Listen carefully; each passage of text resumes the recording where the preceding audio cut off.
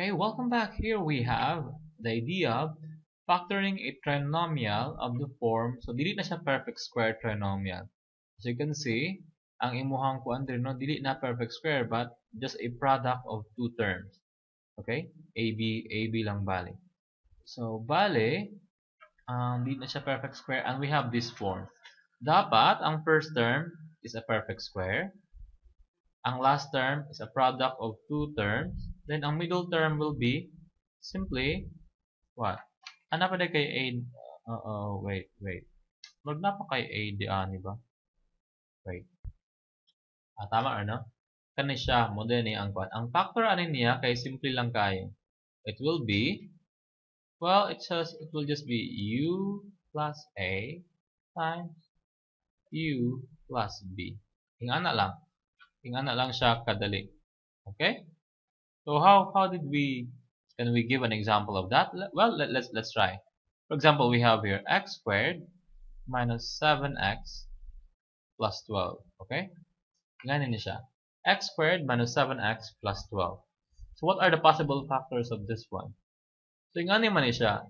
Normally we do this like this. We have two factors, right? Basta trinomial gaya na kay duha ka binomial na nga factor. Now, as you can see, dapat first term x na siya puros, okay? Okay, 1 raman ang coefficient sa x di ana. Meaning, pag i-times nimo ng x of x, ang answer kay x squared. Okay? And take note nga ang middle term, kung mag-FOIL ka, no, kanang FOIL multiplication, ba?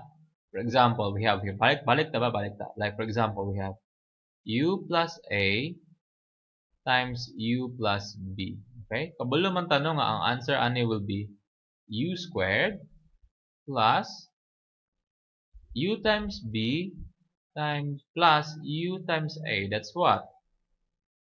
A plus b u. Okay?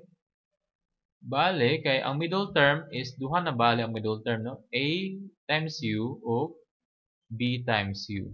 And ang last term will be ab. Right? This is from the FOIL method. First terms, that's u squared. Then, outer terms, what? Outer terms, what is the outer term? FOIL, no? The FOIL method, FOIL. First term is u times u, that's u squared. Outer term, u times b, right? Okay, u times b. Muna ang outer term, that's what? U times b. How about, sunod, inner term, a times u. So, that's a times u. That's the inner term. The last term will be a times b. So, this is the last term.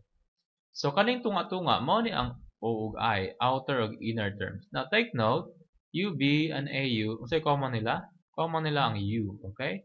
Or simply, we factor out U in there, and this simply becomes A plus B times the quantity, no? U.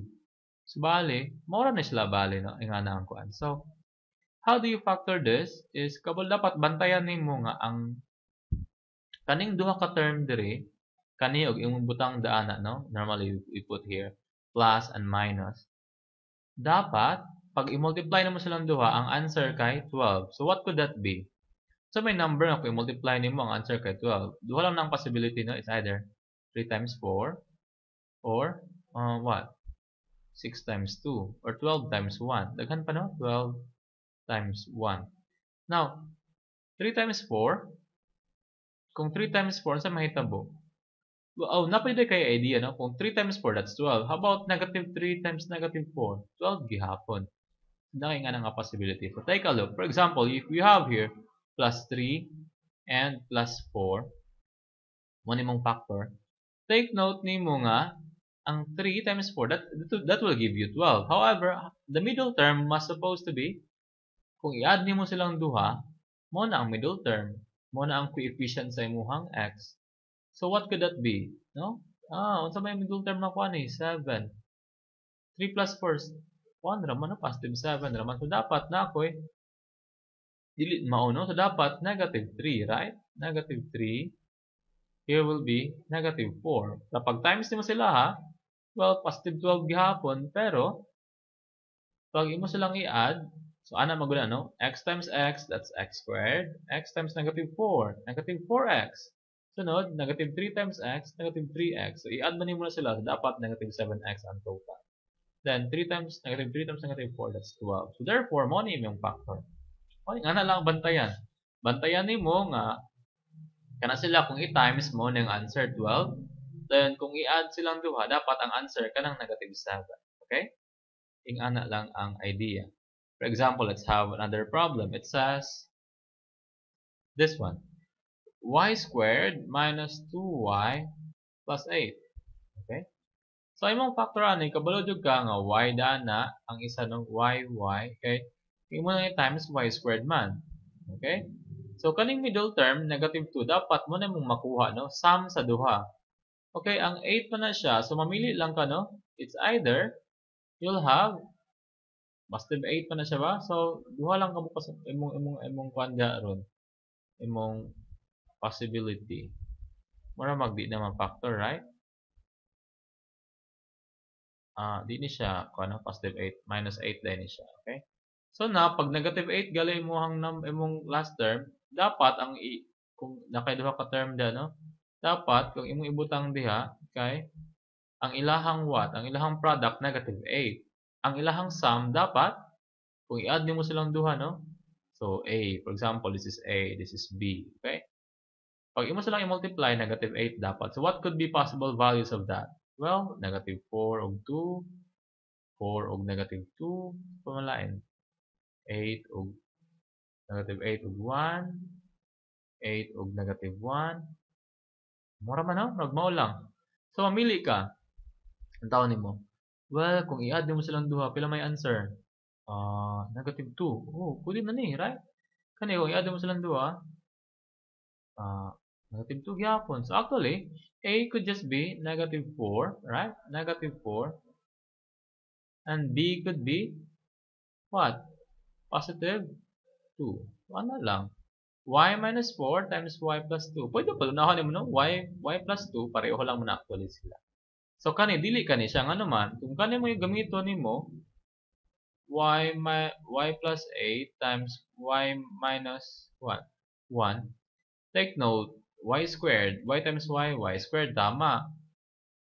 Y times negative 1, that's negative y. 8 times y, negative 7 man. Ay, 8. So, pag add mo silang duha, negative 1, y plus 8y. So, ana man ano? Y squared. Then, y negative y. 8 times y, positive 8y. 8 times negative 1, negative 8. Dili ka mabigil sa middle term. Negative 7y, ay 7y man na siya, negative 2y man ni siya. So therefore, about this one, klaro kay nga kung kani, y times y squared. Y times 2, 2y. So na kay 2y da, no? Negative 4y times y, 4y. So pag add mo na lang duha, bilhin negative 2y na lang dahil. No? So yung anak lang ang idea. Dapat ang middle term, sum sa duha ka no? sa component. But anyway, I think this will be explained much further by some other examples. Okay? Thank you.